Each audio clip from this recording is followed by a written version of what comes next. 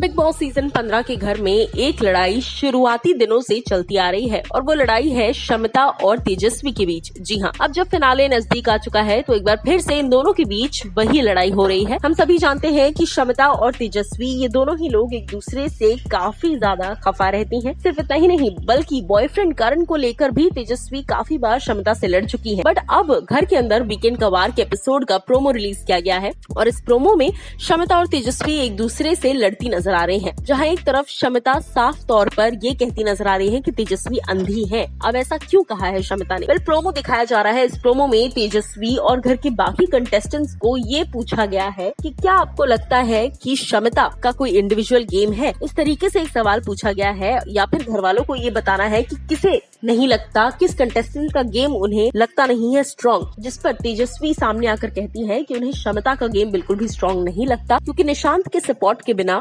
शमिता बिल्कुल भी खेल नहीं पाती है और निशांत के सपोर्ट के बिना शमिता इस गेम में कुछ भी खेलती हुई नजर नहीं आई है।